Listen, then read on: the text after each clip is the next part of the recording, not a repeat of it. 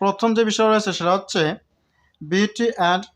Beauty in poetry, যার অর্থ হচ্ছে কবিতায় সুন্দর বা মাধুর্য।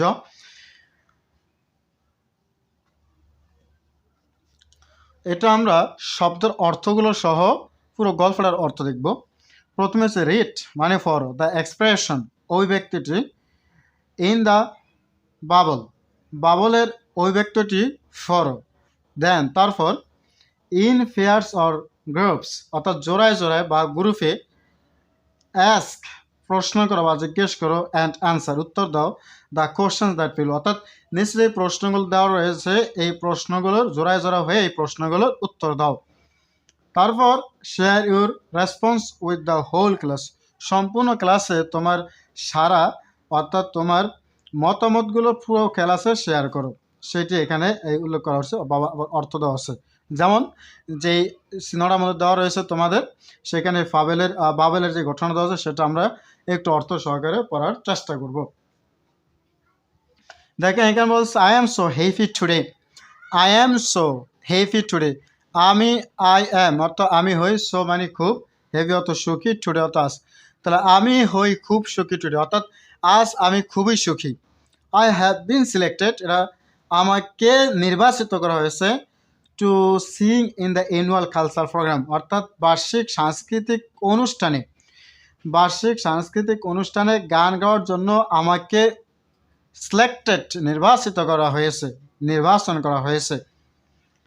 My teacher liked my voice so much that she compared me with Runa Laila. My teacher liked my voice. আমার শিক্ষক আমার কণ্ঠকে খুব পছন্দ করলেন, so much খুব বেশি, অত্যন্ত আমার ভয়েসকে আমার শিক্ষক পছন্দ করলেন, that যে she compared me with Runa Laila, সে আমাকে রুনা লাইলার সাথে তুলনা করলেন। She said, সে বললেন, your voice is as sweet as that of Runa Laila, বলছে তোমার যে কণ্ঠ রয়েছে এই কণ্ঠটা রুনা লায়লার কণ্ঠের মতো মিষ্টি সুন্দর। এটাই হচ্ছে তোমার এই যে বক্স করা আছে এই বক্সের বাবলের কথা। এই বাবল অনুসারে এখন তোমাকে কিছু প্রশ্ন করছে, questions. Have you ever been compared with anyone or to anything like Raina, বলছে রায়নার মতো তোমাকে কারোর সাথে কি তুলনা করা হয়েছে কখনো, অর্থাৎ কখনো তোমাকে কারোর সাথে রুনার মতো তুলনা করা হয়েছে, সেটি এখানে বলছে। Hmm or what have you been compared to, কেন বা কাকে বা কেন কাকে বা কিভাবে তোমাকে তুলনা করা হয়েছে এখানে সে বিষয়টা এখানে জানতে চাইছে। Why did he or she compare with that things or persons, ওই বস্তু বা ব্যক্তির সাথে কেন তোমাকে তুলনা করা হলো। ডি how did you feel then, যখন তোমাকে তুলনা করা হয়েছে তখন তোমার অনুভূতিটা কেমন ছিল সেটা জানতে চাওয়া হয়েছে।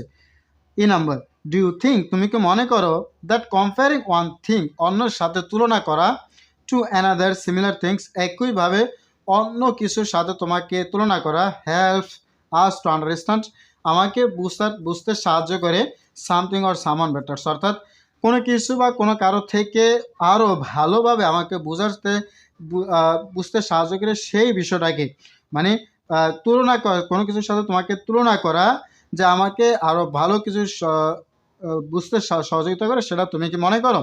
যদি এটাই বিষয়টাকে তুমি মনে করো তাহলে কেন, মানে কিভাবে তুমি মনে করো সেই বিষয়টা জানতে চাওয়া হয়েছে। এই ছিল তোমার বিউটি অ্যান্ড পোয়েট্রির 1 নম্বর ফেজ। পরবর্তী ভিডিওতে আমরা 2 নম্বর ফেজ আলোচনা করব। ধন্যবাদ।